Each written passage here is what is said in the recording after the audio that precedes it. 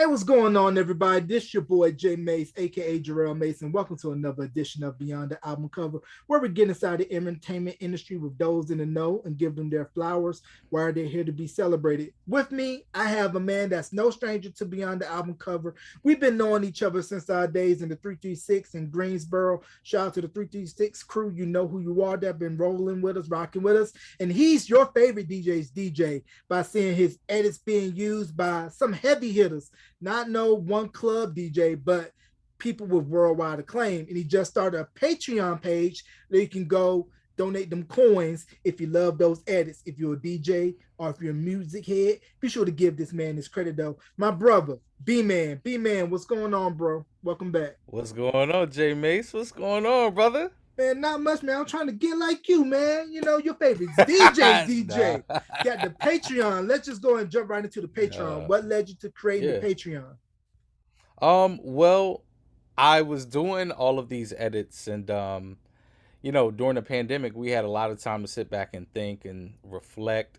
At that time, there was really no money coming in, especially for us DJs. So when I started doing these edits, it kind of gained some attention, and everybody was DMing me, man, how can I get that? How can I get that video? How can I get that MP3? Is it a file? And I'm like, you know what? Let's make these into files and actually sell them. Why not? The DJs want them. They're tools for DJs, and I see other DJs doing it. So why not?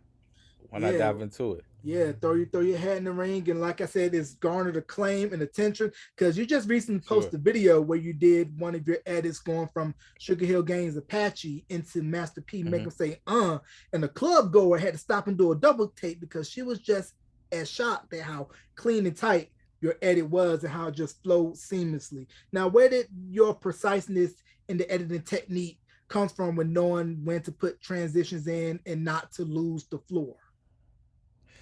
Oh man, that's I have to give credit to my band teacher, Dominique Stevens. Actually, I always loved music, number one, but the structure of music, I learned that in band, so I always attribute that to him, Dominique Stevens, my band teacher. Song structure, and then also another guy that I came up under named Bobby Guy. They taught me structure, music. There's another guy who does edits as well, who's super dope, that taught me a lot. His name is DJ Swift, and yeah, I took all of those three, and a little bit of what I know, and mixed it all together, and you got voila. Yeah, and if you want to support that, go to Patreon. Give them the Patreon website again. It's www.patreon.com/just B man, B is in boy, BMAN, no DJ. So www.patreon.com/just B man, no DJ. We're going to be plugging that website heavy throughout the interview. May become your favorite drinking game, whether it's an alcoholic or non-alcoholic beverage. Every time we say Patreon, you take a drink of Coke, Pepsi, this buzz for you, Miller Lite, whatever drink of your choice. And if you say the whole website, you're down the whole bottle. Okay. So the Yeah. main reason why I got my brother B Man on is I did a Facebook post not too long ago asking people to give me their top 5 producers.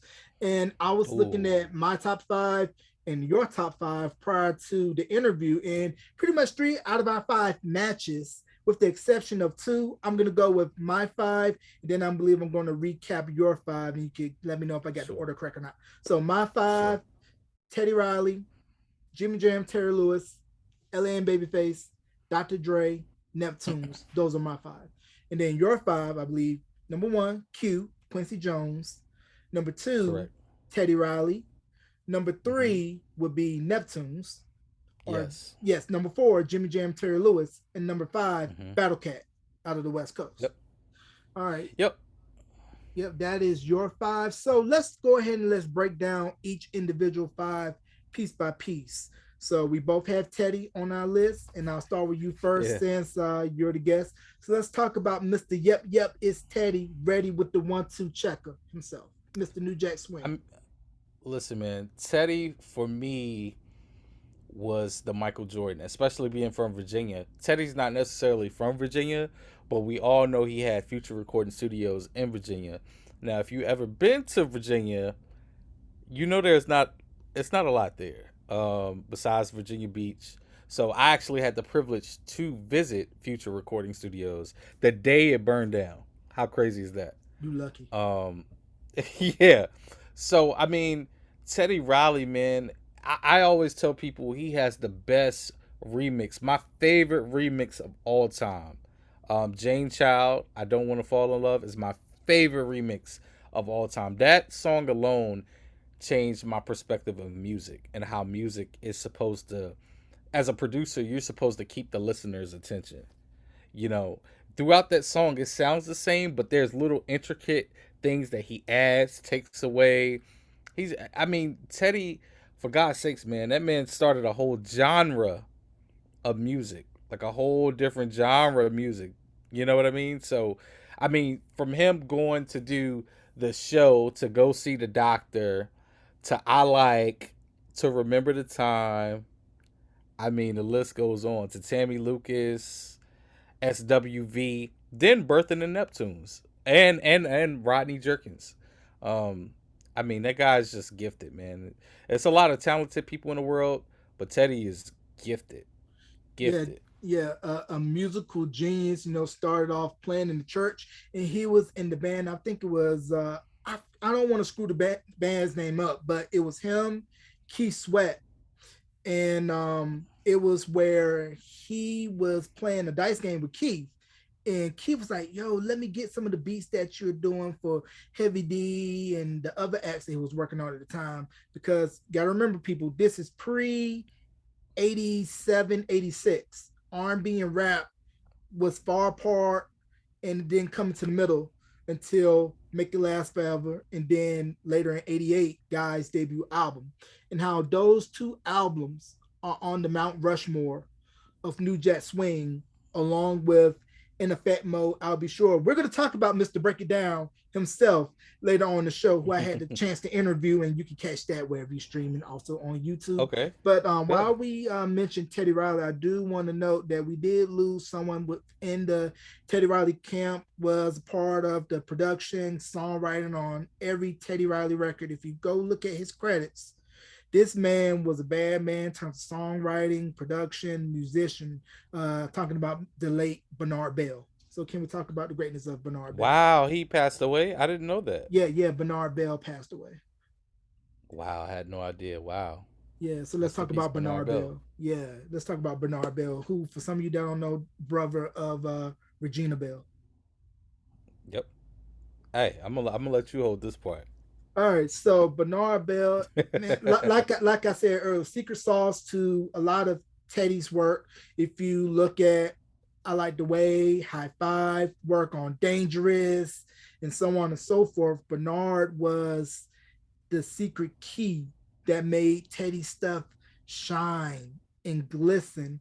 And of course, he got to start playing, I believe, with the Manhattans, because his sister Regina was singing with them before she ended up getting her solo deal. And also, I believe he was originally one of the members in Today, but then left to Wow. focus on the behind the scenes stuff. So shout out to Big Bub, who was no slouch himself, songwriting wise, production wise, but Teddy, man, like I said, 1988 Guy self-titled debut album.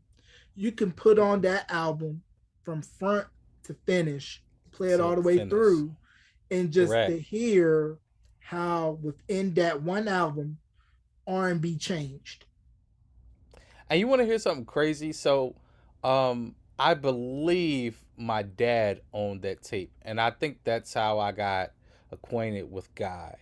I knew it was a white tape, and at the time, I think it was kind of old because I think that was in '92 when I discovered Guy, the first album. Um, the first song that spoke to me was Teddy's Jam. I had never heard anything like that. Teddy Jam 1. Um, I mean, to hear instrumental and Aaron Hall just basically doing a scatting all over it, I had never heard anything like that in my.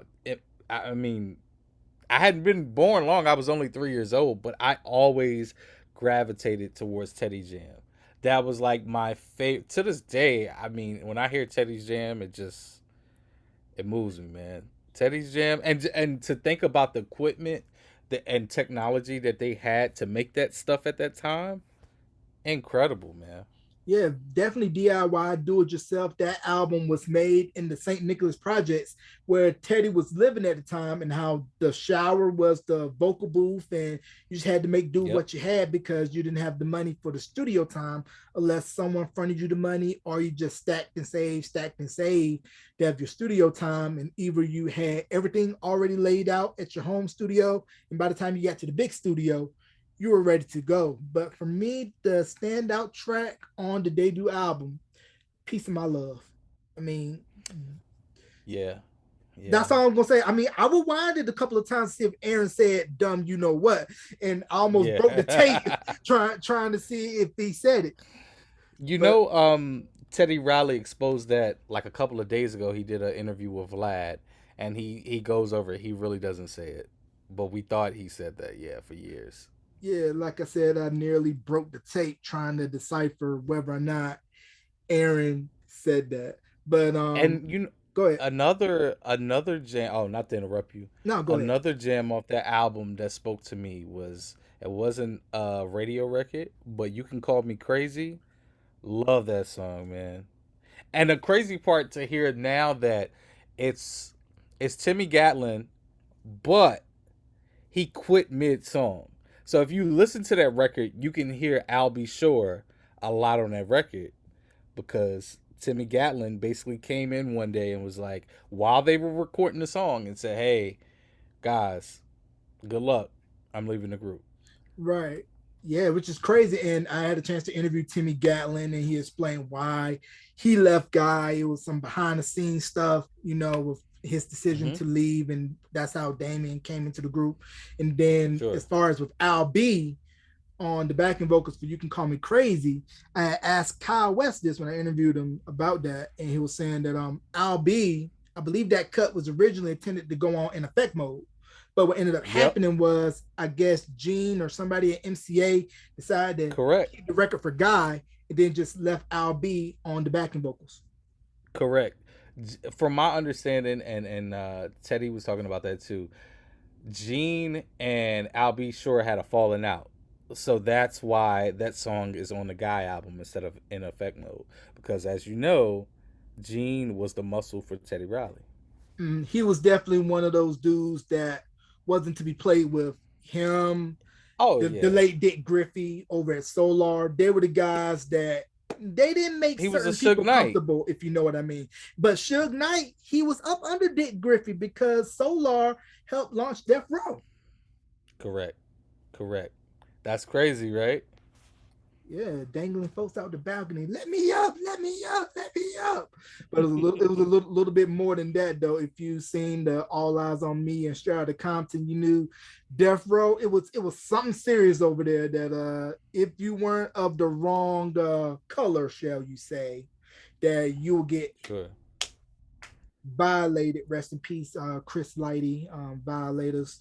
Um, but let me go to your number one. This person, it Sure. was hard for me to leave this man out. He's in Sure. my top 10, top 20. I mean, Quincy Jones. I mean, what more can be Yeah. said about this man who spanned decades? I mean, he worked with jazz greats, pop greats, R&B greats, and he's still around and kicking. And I hope people are really cherishing him, Barry Gordy, Smokey Robinson, all of our legends that's still here. And we just recently Correct. lost Lamont Dozier of Holland Dozier Holland of Motown. Mm-hmm. And, like I said, I just hope people appreciate Quincy Jones, why he's still in the breadth of the work that he's done for Sure. decades. Talk about Quincy. Sure. Quincy for me, I mean, man, you got to go. I mean, I think his first record was "It's My Party." That was his first record. Then you work with Ray Charles. I mean, then you do The Wiz, Michael Jackson. I mean, that's probably his most notable act. Tevin Campbell. I mean, Albie Shore, Herb Albert. I mean, everybody you can name. This is like the godfather of black music to me. like Clarence Avant. I mean, you gotta include Q, man. Q is one of the greats, like a ear like no other. And let's be honest, how many black producers that we know can direct a band like an orchestra? Not too many. Right, definitely not too many. And the one thing about Quincy that I appreciated was this was at a time when a lot of the peers of his era looked down on rap. They turned their Right. nose up at it. But when he put out Black Back on the Block, he embraced Yep. rap. He brought in Ice T, Kool Moe D, Big Daddy Kane to collaborate with legends like Ella Fitzgerald and others, and how he was able to bridge the gap between the Correct. generations and say, hey, this is no different than what we were doing back in the day, but it's just a new sound for a new generation.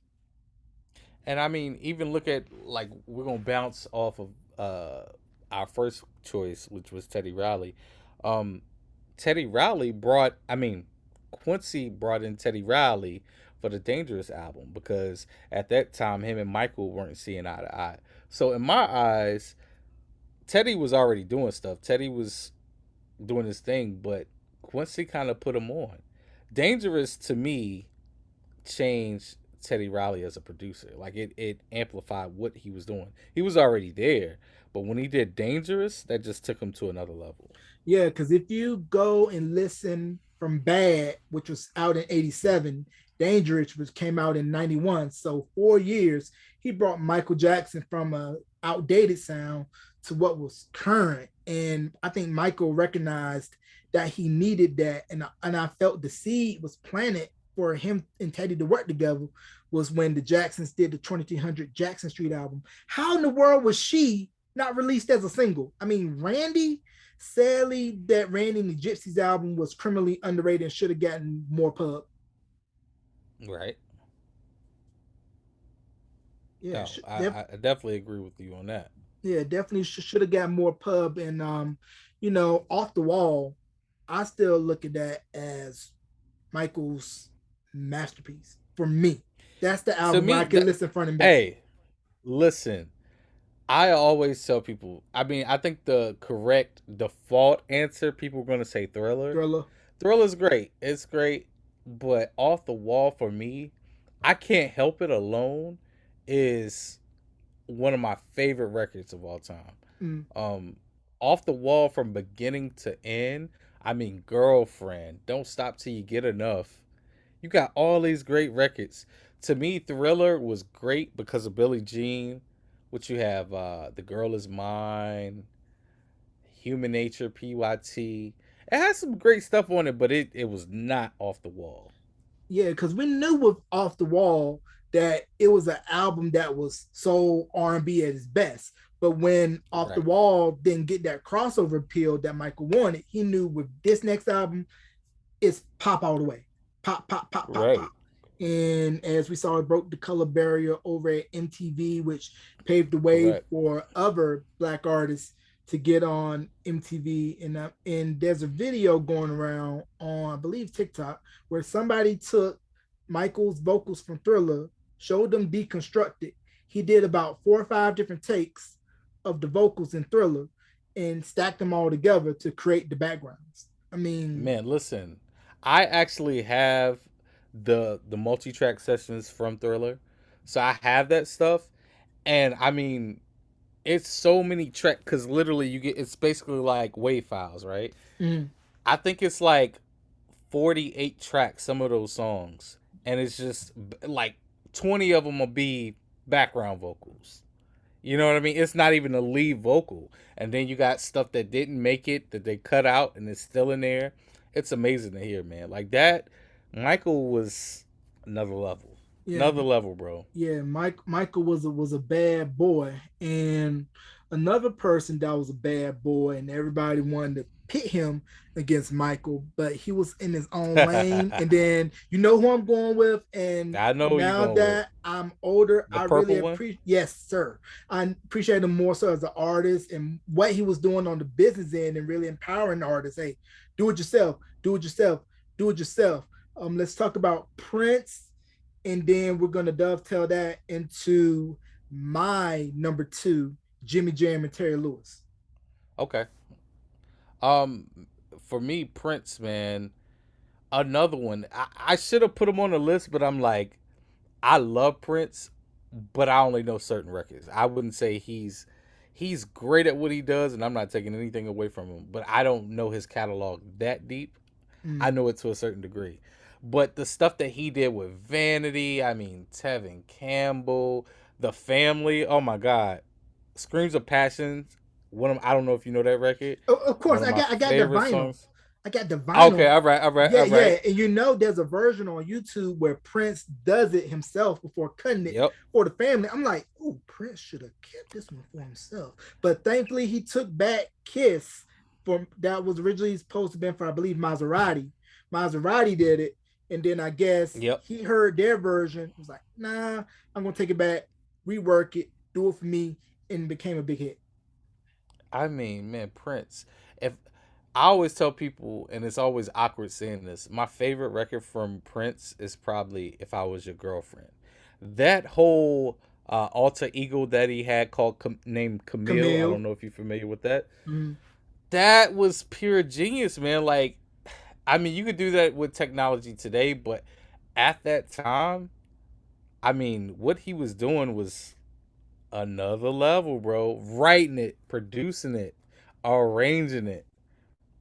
Amazing, self-contained. man. Like another level. Self-contained. The man was literally eat, sleep, breathe music, and everybody else around him was expected to be nothing but eat, sleep, and breathe music.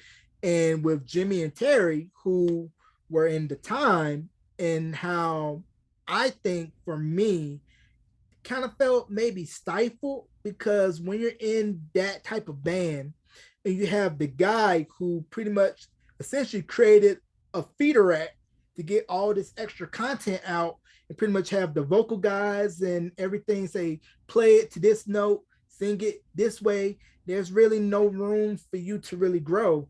And Jimmy and Terry really was able to blossom once they got fired outside of the time and was allowed to go over to work at Taboo with North Carolina native, Climax, North Carolina, Clarence Avon and Taboo, and work with SOS Band, and of course, Alexander O'Neal, Sherelle, Janet, New Edition, and the list goes on and on.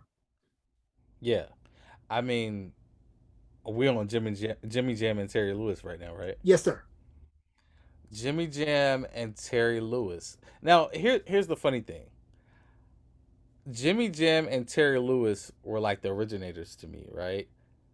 But I always have a tie with Babyface in LA because they're so similar. Babyface in LA just came later on in life, right? To me. Mm, And every time I mention Jimmy Jam and Terry Lewis, I immediately think of LA and Babyface because their sound is so similar. mm. But if I had to give it to one of the two, I would definitely roll with Jimmy Jam and Terry Lewis. I mean, because listening to those records, for God's sakes, they did Encore by Cheryl Lynn. I didn't know that until like 3 years ago. I'm like, wait, they did this? Wow, that's so crazy with their catalog. I say the only difference to me between Ellie and Face and Jam and Lewis were a little bit more funk based, and Correct. Ellie and Face they had that pop sheen. But just recently, I listened to Ellie Reed's interview on Questlove Supreme, which was great by the way, three Mm-hmm. parter, and how he Yep. said the deal was heavily influenced by Prince. Yep. Yeah. I mean, look at the hair. You look at the hair alone, the hair alone with all that moisture. Of course, Mm, Prince was the only one taking, yeah, I mean, leaps of faith with the dressing, the hair, the tights, the heels. I mean, yeah, I mm. think that was a thing for R&B groups at that time to dress like a woman. It's really weird to look at it now. You Yeah, know what I mean? But yeah, the androgynous look was very much in, but that just goes to show you how deep Prince influence ran. We mentioned the deal, Ready for the World, the yep, Jets, pretty the much Jets. any R&B act that was out pretty much in the mid '80s had to be somewhat influenced either indirectly or directly by Prince, either directly or by association. Yeah. And I didn't, crazily enough, off topic, I didn't know that Rick James and Prince didn't really like each other either. Ooh, did you see Rick James documentary? I seen a little bit of it. I seen a little bit of it. Yes. But man, I could kind of see where Rick was coming from though, because Rick looked at Prince, the young gun, is like he's doing this exact same thing I'm doing. He's opening for me, and it's like, oh, this kid's coming. He coming for that number Yep. one spot. Kind of like in Yeah. Purple Rain, Morris Day in the Time was coming for the revolution. So I think Yep. Rick saw Prince as a threat, Correct. Correct. Nah. unplugging microphones and saying, forget your couch and all that stuff. So yeah, Rick was a Rick, wild boy, but was bad. he was a Production, bad boy bad too. boy. Yes, sir. Production wise, yeah, man. Yeah, Rick was a bad boy. But back to Jam and Lewis, I mean, If It Isn't Love, Cheryl Lynn, Encore. I mean, there's so many records. One of my favorite records, Usher records, he has a record called Venus versus Mars. It was on the Usher, what's that album called? Usher versus Raymond? Something, Usher versus something. And I had no idea that Jam and Lewis did it. This is like 2009. Mm. And it's incredible, bro. Like the production, their production. I always tell people when you listen to Jam and Lewis, it's so many texture, so many layers and texture. Like it could be one sound, and they explain if you listen to the Questlove interview, they use Oberheim keyboards, which were these heavy synthesizers, but if you play them now, the sounds are so thick, and I always wondered how they were getting that sound. Like if you listen to their records, they sound really big. It was because of the sounds that they chose, and they always started out with preset sounds. It wasn't like everybody else trying to make custom sounds. They're like, oh, we're gonna start with a good sound, and we're gonna make an incredible record. So So they Jam just and used Lewis, what was available in the stock. exactly, exactly. Oh man, that's crazy. But my favorite Jimmy Jam and Terry Lewis record, man, there's so many records to choose from. My favorite record, If It Isn't Love, and then my favorite remix or mix that they did was this was on the Control Remixes album, the Nasty Cool Summer Mix. I know exactly what you're talking about. Yeah. Yeah, that mix so dope, so crazy. And actually, I believe they said in their interview with Red Bull Music Academy that it was because of that mix that what had George Michael called them like, hey, I need you to do something similar like that for me. And that's how they did the remix for Monkey. Yep. I mean, man, so many records. I mean, Saturday Love, that alone, incredible record, bro. The stuff that they did with Alexander O'Neal, to me, is like top notch, bro. If you Oh, listen to, they they they were what the Neptunes are to Khalees to Alexander O'Neal.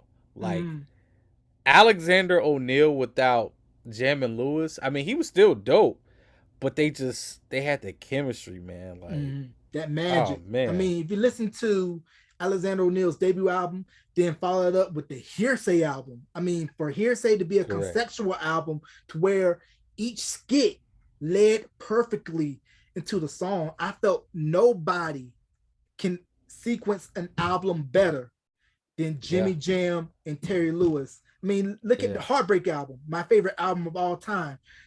They have the intro and to close it to Boyz Men.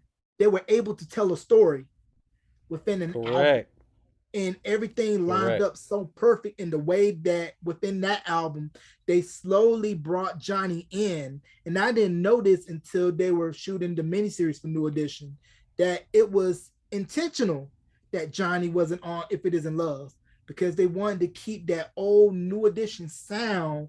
And then by the time You're Not My Kind of Girl and Any Heartbreak Can't Stand the Rain came around, then you would just Johnny would punch you in the mouth with those strong vocals. Yep. I didn't know that, but wow, that's incredible.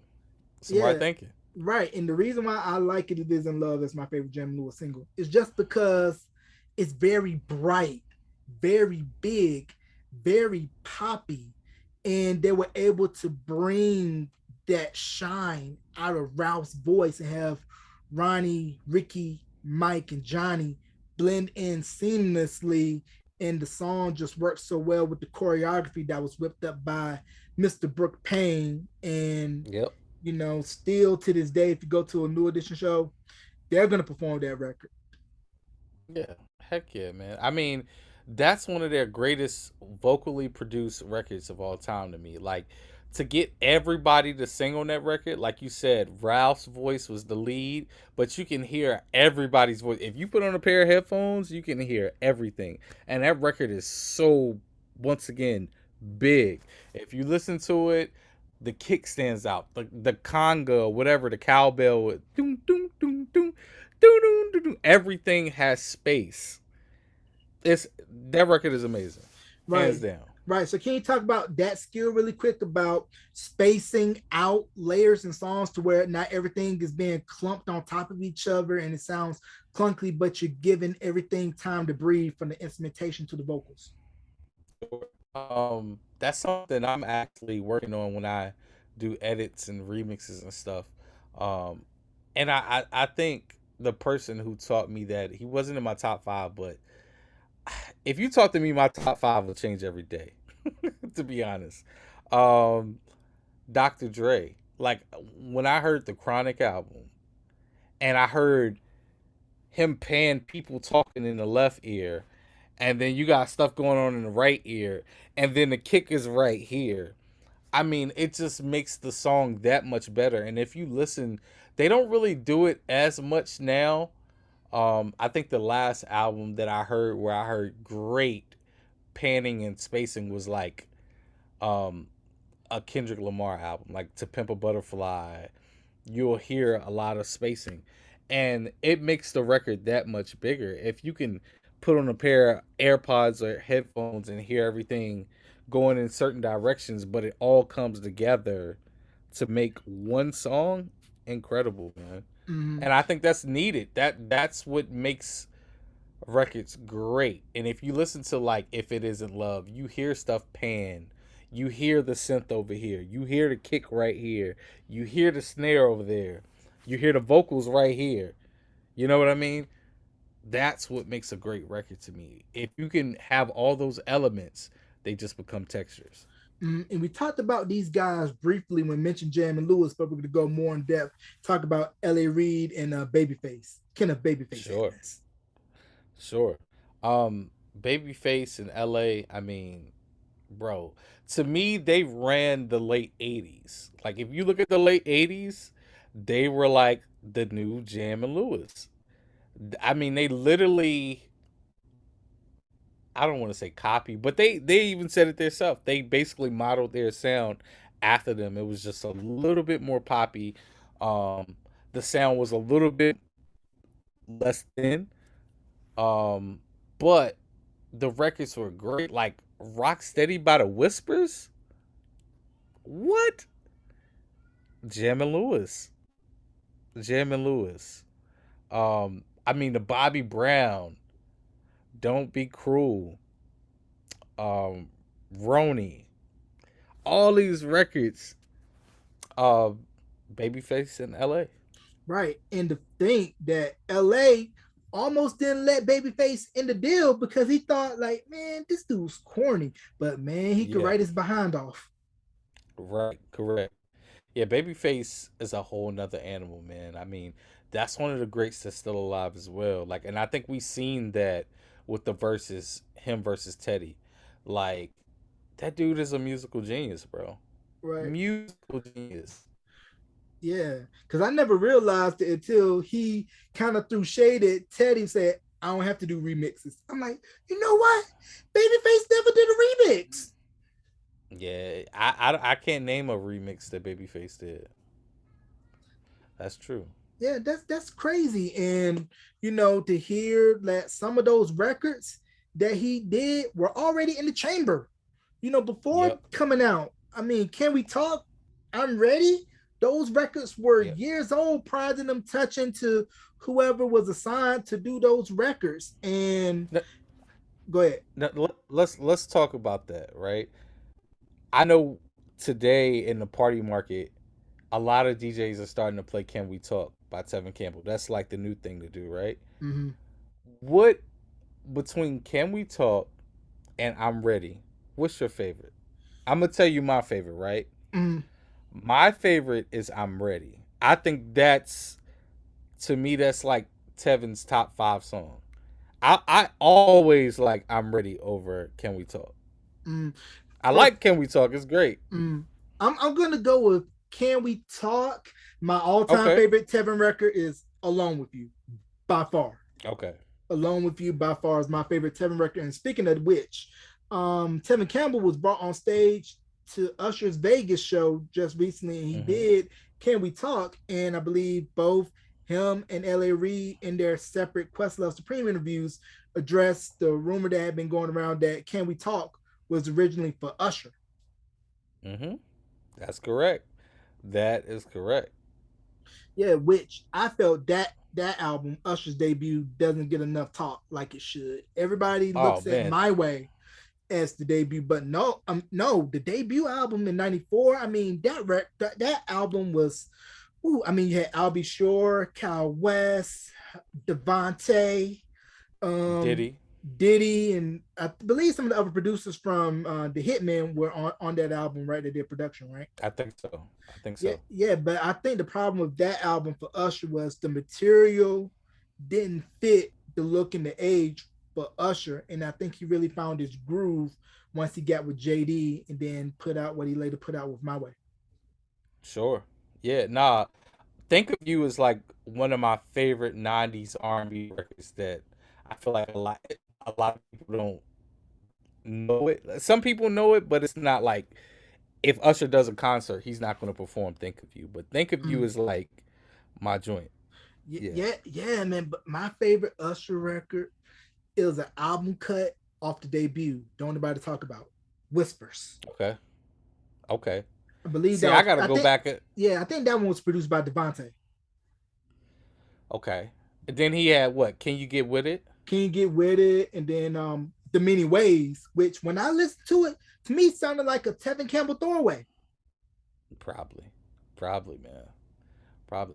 Oh, off topic, man. Did you see yesterday? Jason Weaver, who has a dope first album too.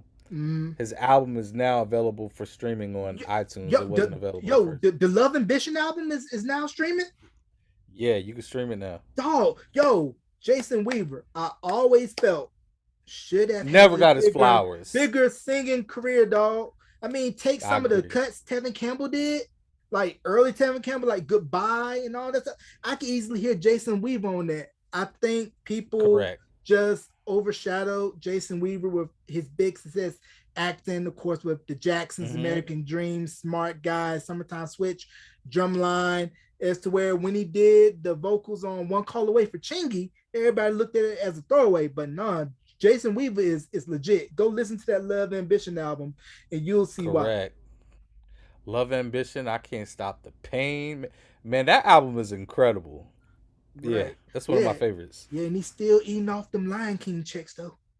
Yeah, yeah, man. Hey man, He was smart with that. gotta give props to his mom for negotiating that deal with Disney. Say, hey, we gonna get this off the back end, not get off the front. Sure. And as you can see, he's Birdman hand rubbing every time he gets those Lion King checks, and he's on the Shy right now, definitely doing this thing. And also, you can go to YouTube and catch my throwback interview with Jason Weaver, and he talks about how he auditioned for the Jacksons and Smart Guy and the Love Ambition album. Definitely check that out.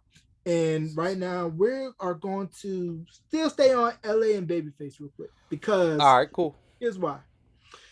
You mentioned Don't Be Cruel and how Correct. that album, best selling album of 1989, the album went diamond.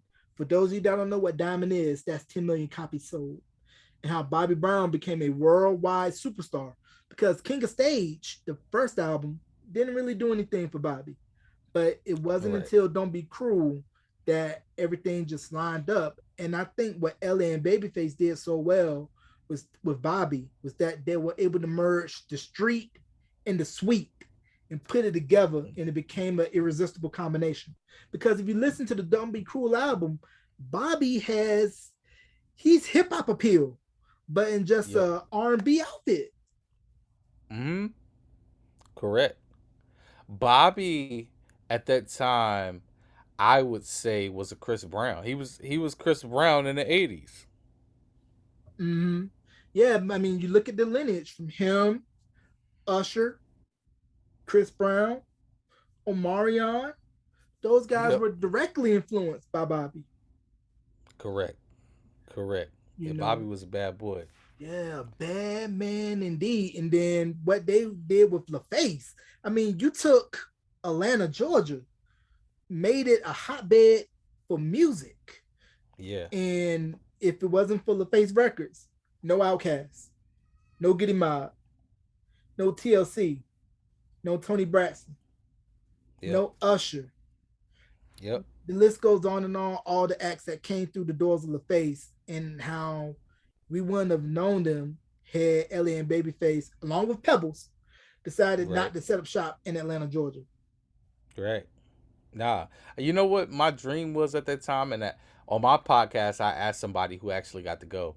I always wanted to go to the offices of LaFace, and he was like, "Man, JC, who's he was Ludacris's DJ.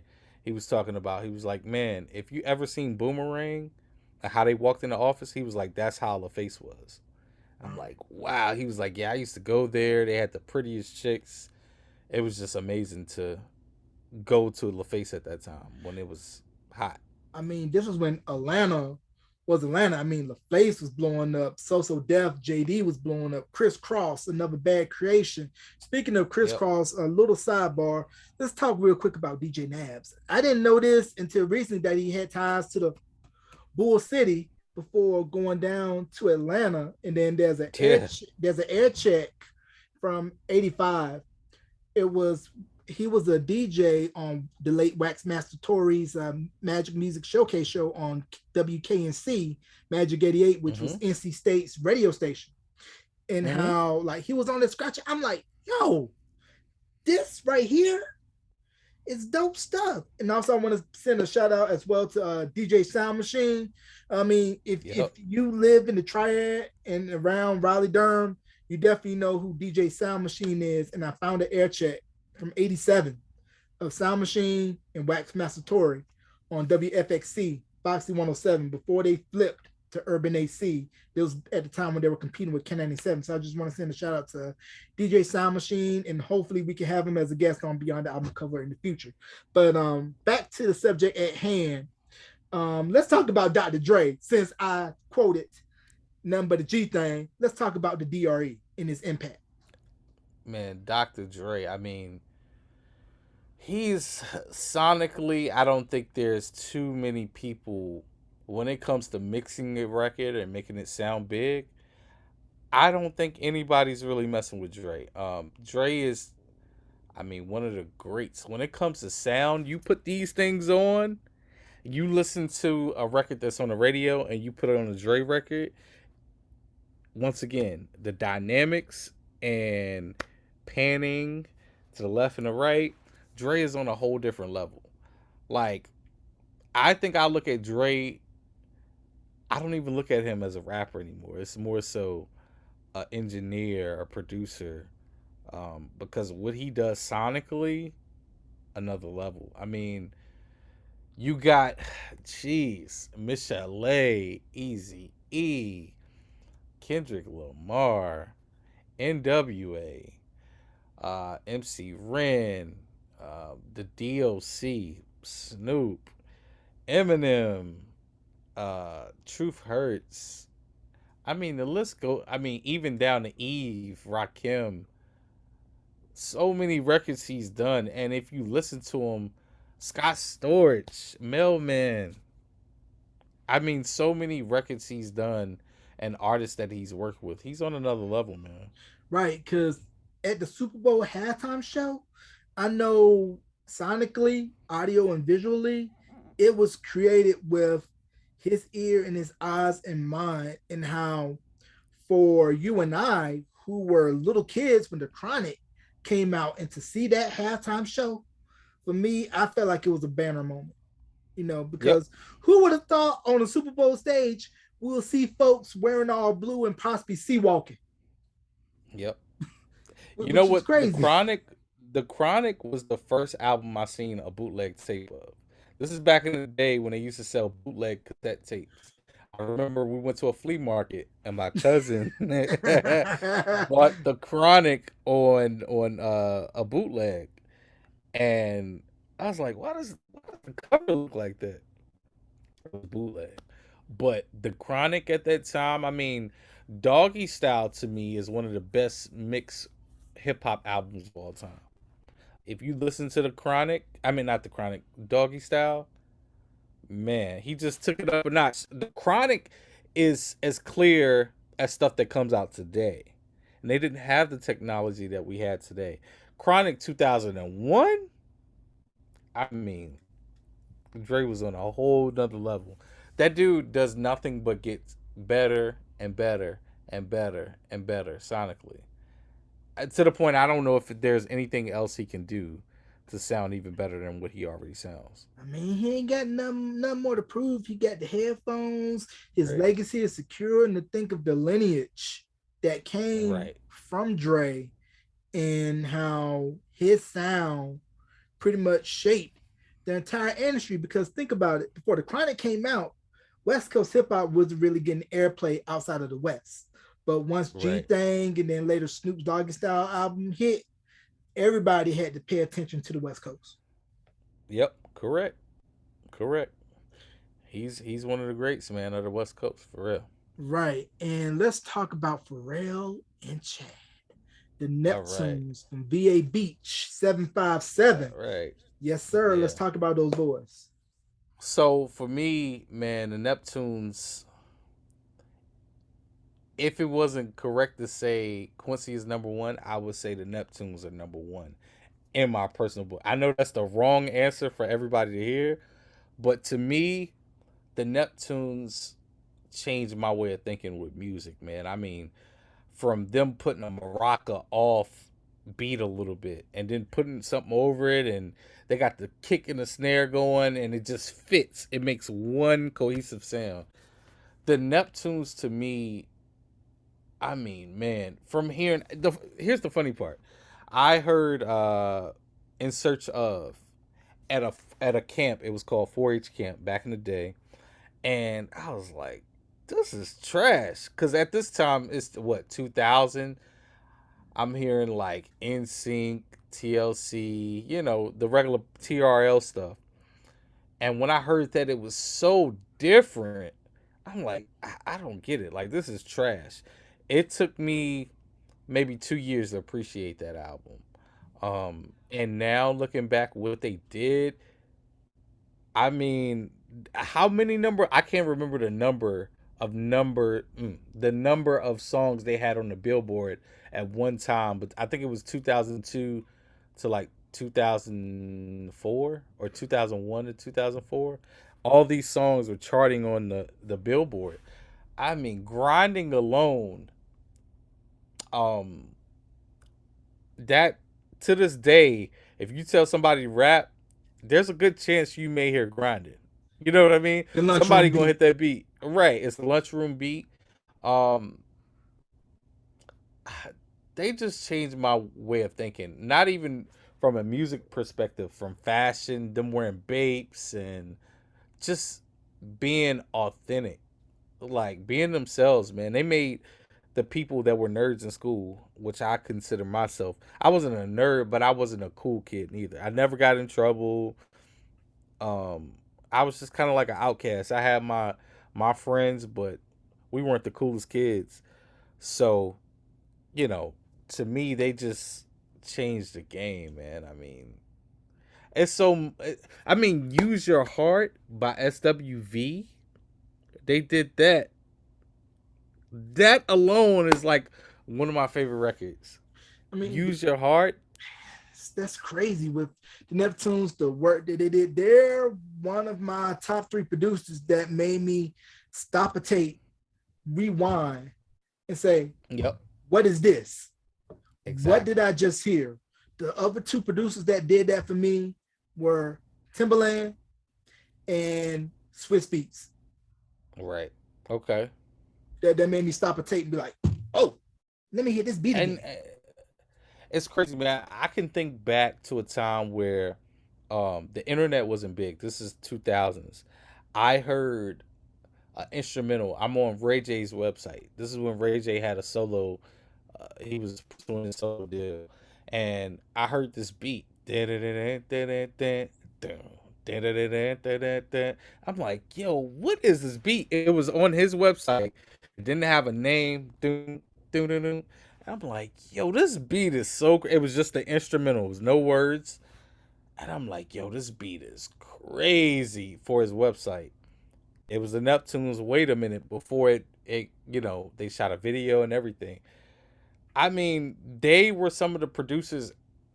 Everything I heard from them, I like, man. Like to this day, "Hit Different" by SZA. That record's incredible. They just, I don't know, man. They're different. They're musical geniuses. Right. Musical geniuses. I could talk in circles about them all day.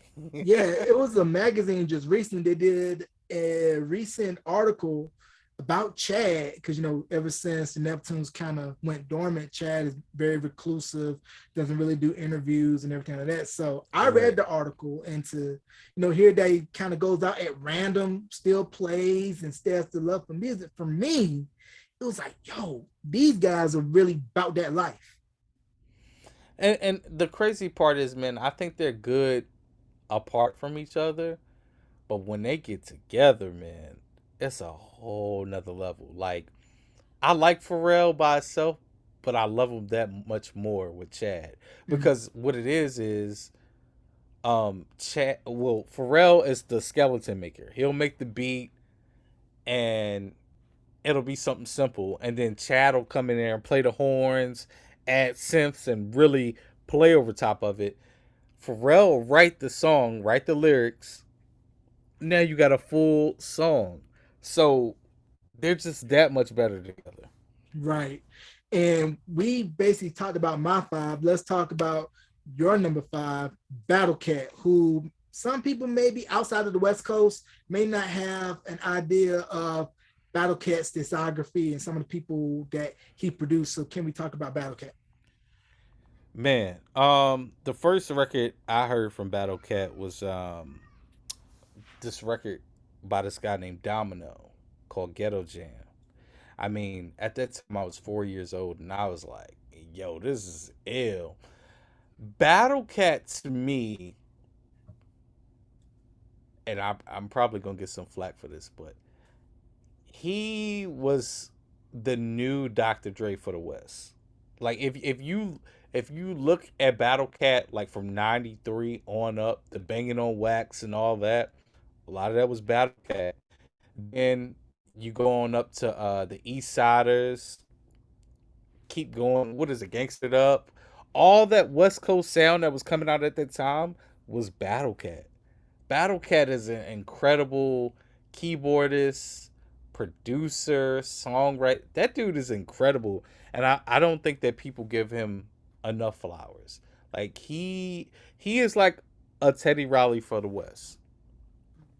Now, we mentioned our five. Let's go into some producers who were unsung, underrated, that really didn't get enough flowers that I felt, but everybody knows their stuff. So I'm gonna give you some names. Prince Marky D, R.I.P. Oh man, Um, okay, let's talk about Prince Marky D.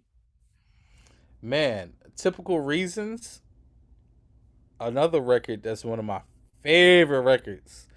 Typical. I like the original. I think it's the original version, not the outstanding version. It's the version. Ding, doom, doom, doom, doom, doom. The original Typical Reasons. Incredible. I mean, Prince Marky D did Real Love with Mark Rooney. Like he was incredible. I think a lot of people mess it up because when they hear Prince Marky D, they immediately associate it with the Fat Boys. But he was a dope producer, dope producer. And if I'm not mistaken, he did some stuff with Jodeci too. If I'm not mistaken. Yeah, I mean the Free album, banging. The Love Daddy album, banging album. Another person who I felt was unsung, don't really, you know his name, but you necessarily don't really know him because he's very in the background. And I had the rare Okay. privilege to interview this man, Kyle Okay. West. Kyle West. When I hear Kyle West, I always associate him with Jodeci and I'll Be Sure. Kyle West was dope.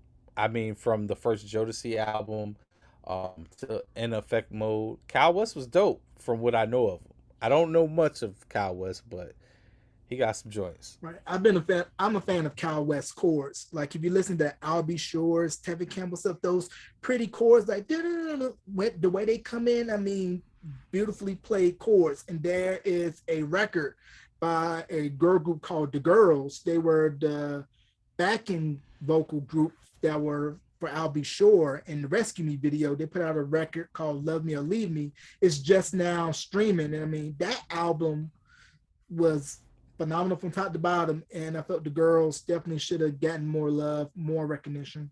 Another producer that I felt unsung, underrated. Um, I was just looking up his discography today and seeing the work that he did with Tupac and how his life was cut short. I believe he passed away when he was in his late 30s, but Johnny J. Johnny J. I associate the record "Are You Still Down?" Johnny J was dope, man. Yeah, you're right. Johnny J. He's most known for the Tupac records. I can't really name anything other than Tupac that he did, but the Mm. stuff that he did, Johnny J was dope. Johnny J was dope. Another producer who we all know, and he's well known, but I think not a lot of people give him his flowers like I think they should have. Just Blaze. Man, that's so. I battled putting him on my number five. Like, Just Blaze is definitely one of my top tier producers. He changed to me listening to other producers sample. He changed the way that people were sampling because people were sampling soul, but I think RZA was the first one to actually speed it up. But he would Just Blaze would speed it up to a chipmunk effect and then chop it. Um, man, I, Just Blaze is a whole another level.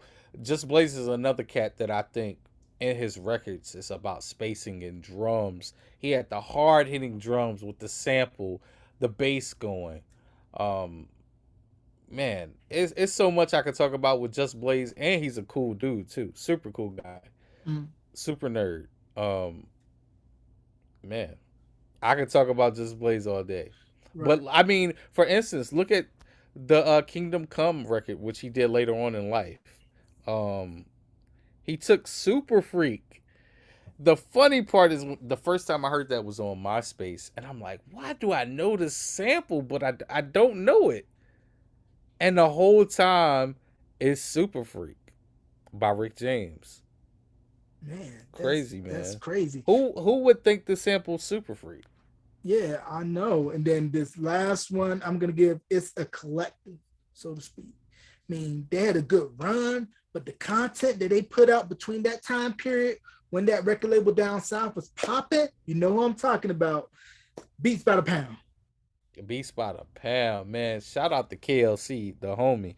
Man, Beast by the Pound, incredible. I mean, they changed the sound of the South records. I mean, their records, if you go back and listen to those No Limit records, they sound so hard hitting. Like, I don't know what they did, but I mean, listen to Down for My, yeah, I mean, listen to that record. How hard the 808 is. It just punches you in the face. You listen to I'm About It. Those records just sound different. They're really thick, really hard hitting. No Limit Soldiers by Master P. Beast by the Pound was different. different. Make them say, they were different.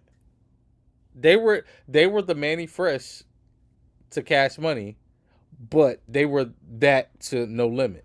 I mean, Beats Yeah. by the Pound, like I say. Yeah, that's the one we waiting on. We want a Cash Money No Limit versus or a tour. If it's a one-time tour, one That would be date, so dope. give us that and give us a Hot Boys reunion or something. I mean, that's what we need. That's what we want. I mean, you and I, we grew up in the era where every dude had a crew that was called the Hot Boys or some Yep. variation thereof. But that's just how crazy New Orleans had the music industry with two labels from the same city pretty much making Yep. noise.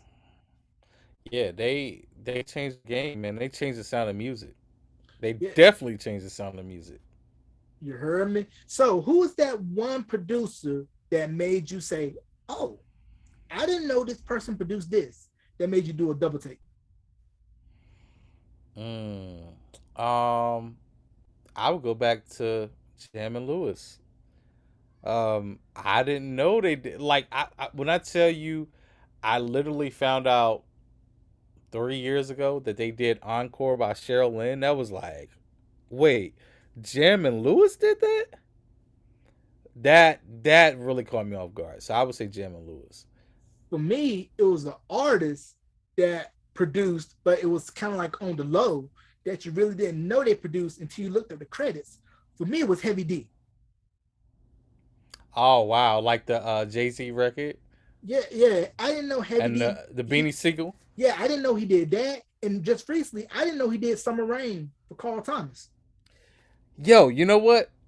That's what I'm gonna say. I found that out recently too. I didn't know he did Summer Rain either. I was like, yo, you mean to tell me Mr. D did this, and Heavy D, I felt a lot of people loved Heavy D, but to me really didn't give him, his props, His flowers. why his No. flowers, why he was here. So RIP Heavy D, because Heavy D and the boys, I mean, they were nothing to sneeze at. Yep.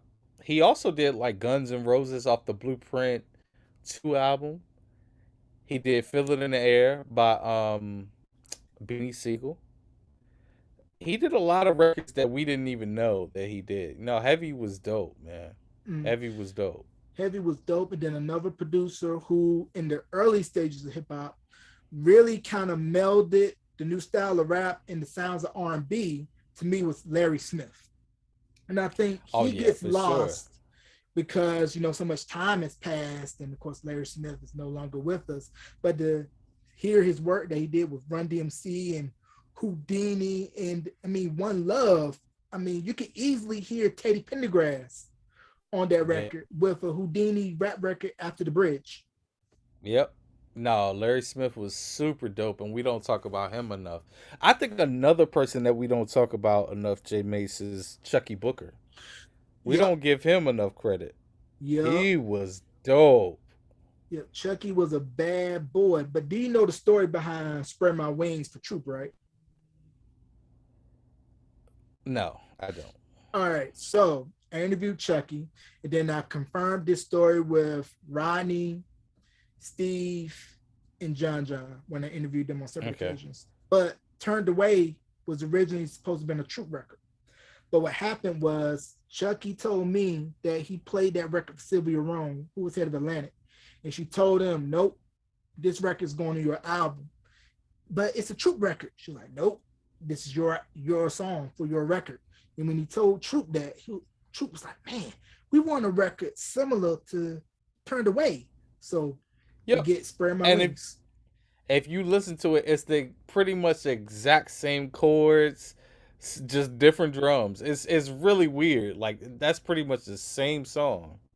Yeah, and the remix, my favorite song of all time, which was produced by Clark Kent. I mean, Clark Kent. the Yep. go-go drums and him sampling "Don't Make Me Over" by Sybil in the dance breakdown. I mean, that record for me was just bananas, Another one. just nuts. And I want to get into these two production camps that everybody knows. Everybody knows the records. Everybody knows who they work with. First up, let's Okay. talk about the Bomb Squad.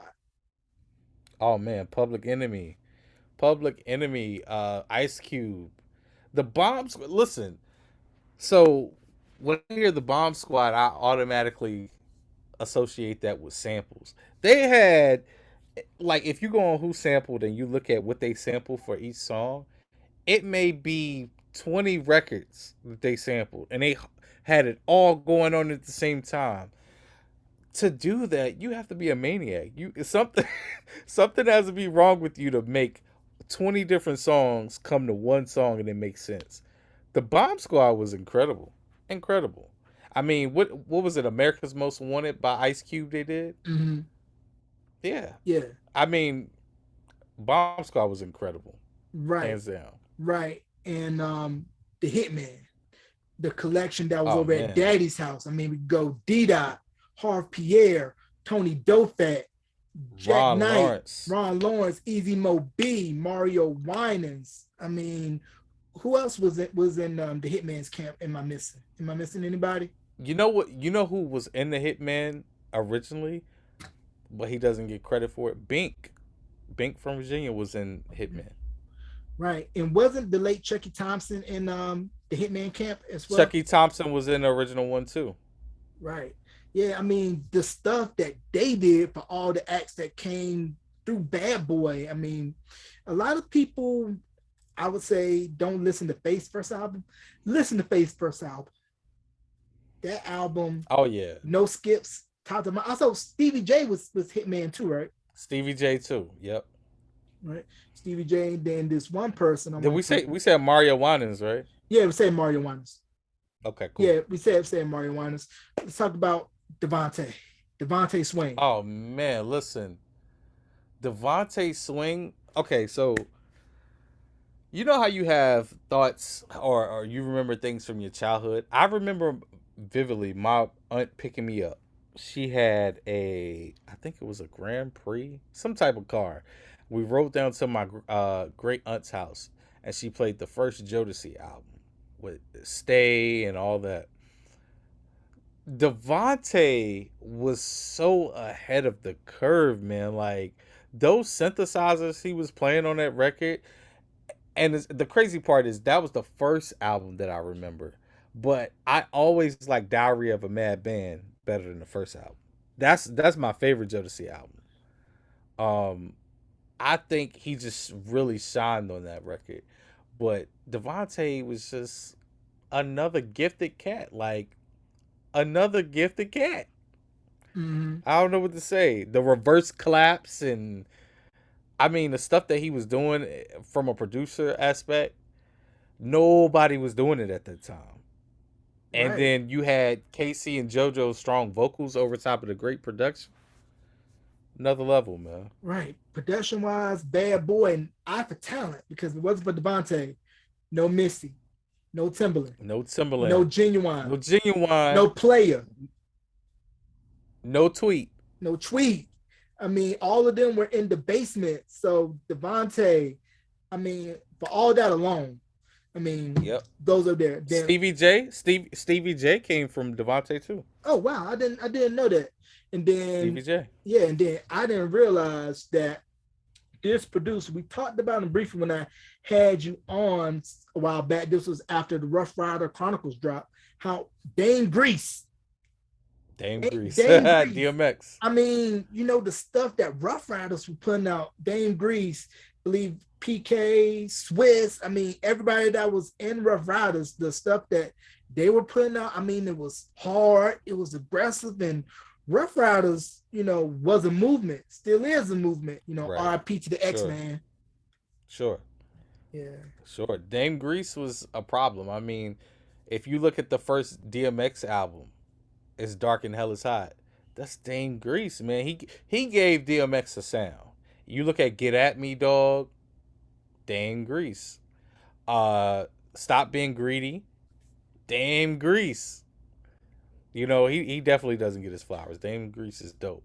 Right. And then this one producer from the crib that one of my favorite producers, and their first album is in my top 5 rap albums of all time. Their sophomore album, top 20. It took a minute for the sophomore album to grow on me, but you really have to know your stuff to really understand the sophomore album from this Right. trio that I'm getting ready to talk about, especially this person.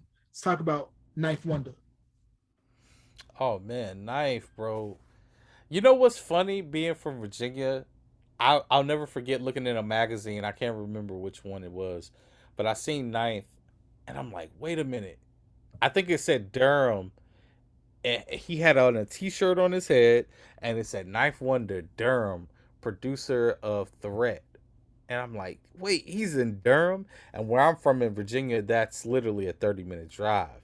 So that blew my mind alone, and the fact that he produced for Jay Z, it just it did something for me, man. Knife Wonder is definitely a great. To me, he's a newer Pete Rock, and his ear for putting together a sample and chopping it, incredible, man. Mm, Incredible. The way he chops samples and put a bass line over it, Knife mm, is Knife is different level, man. right. These Different next level. two I really want to touch on. First, Marley Marl, and then we're gonna go with Large Professor. Okay. Marley Marl. I mean, Marley Marl did from hold on, let me not say it wrong.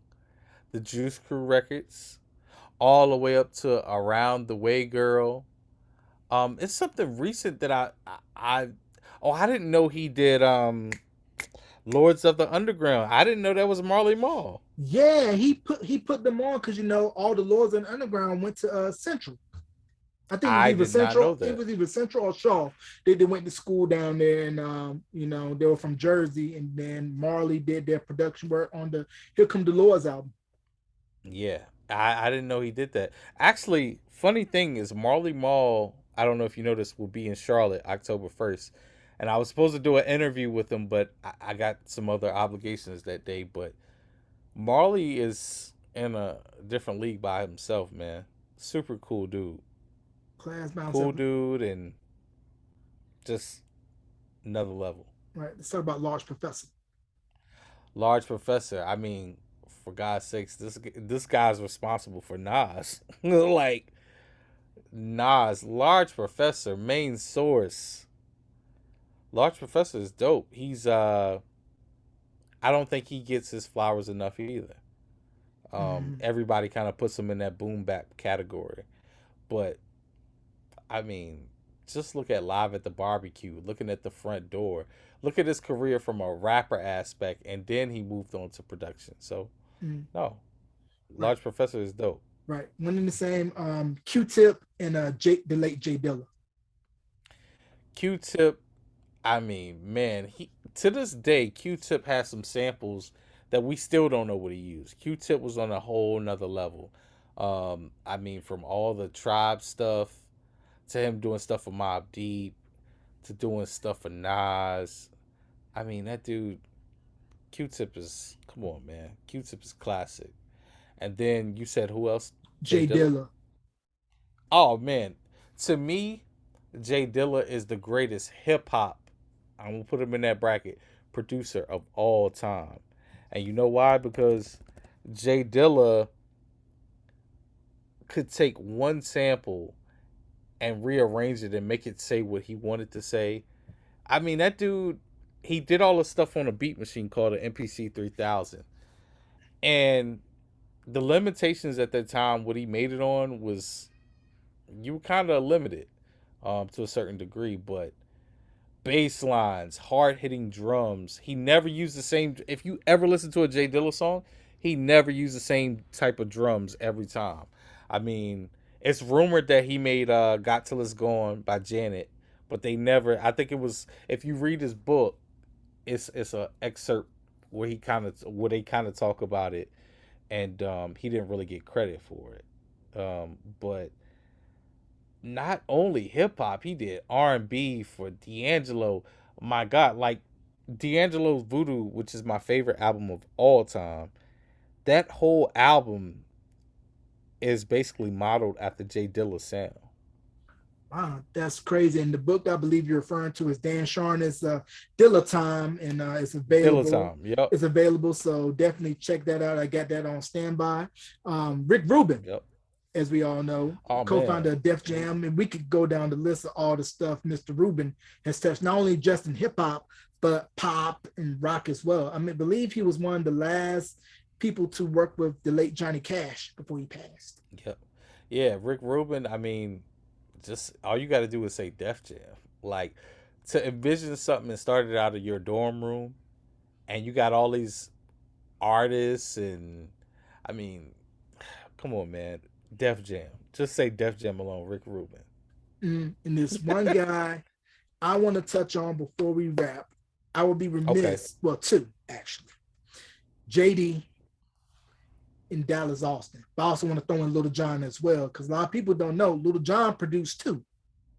Right. All right. So Jermaine Dupri, for me, JD was everything. When I was growing up, I was a crisscross head. So to see somebody 17, 18 years old doing records for 12-year olds, incredible. I mean, Escape, Usher, you name it. You said Little John. Little John comes from JD.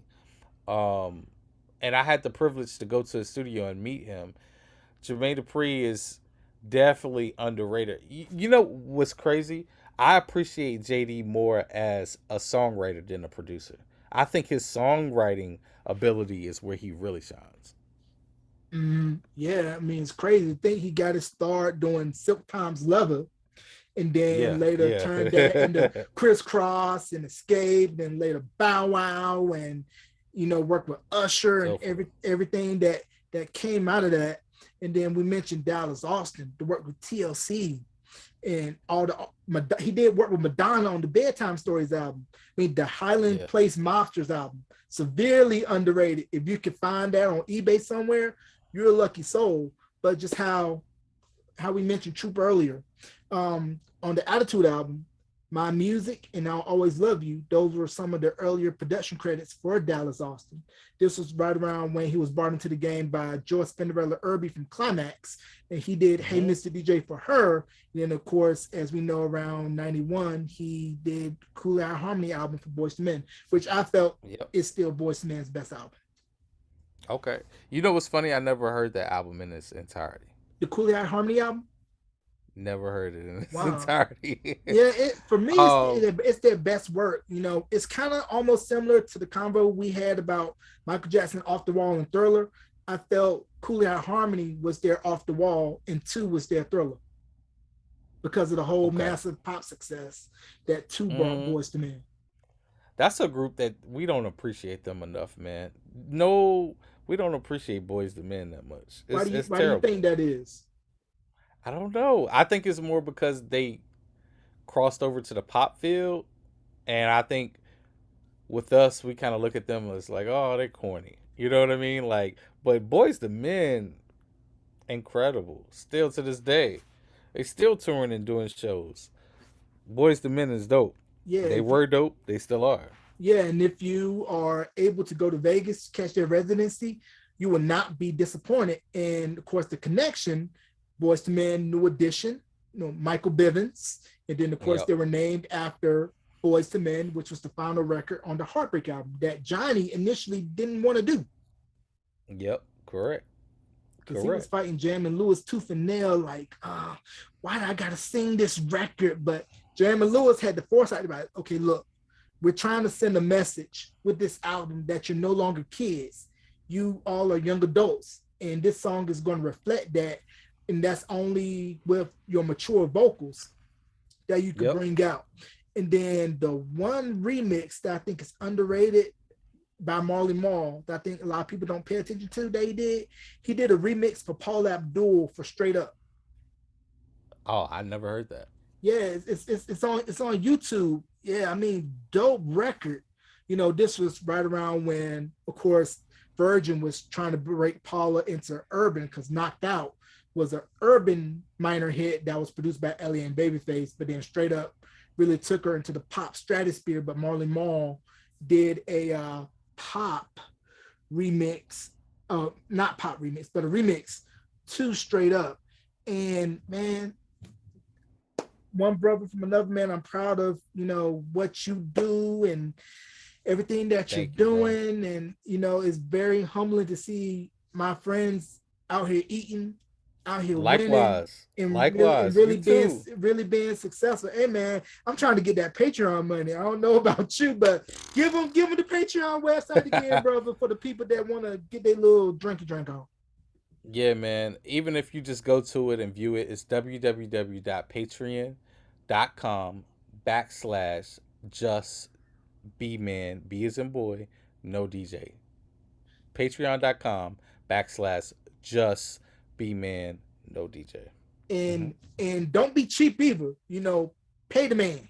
I mean, if you want high quality work, you got to pay, because he won't do it for free. Maybe for charity. Nah, I can't work for free. Never think of judging me.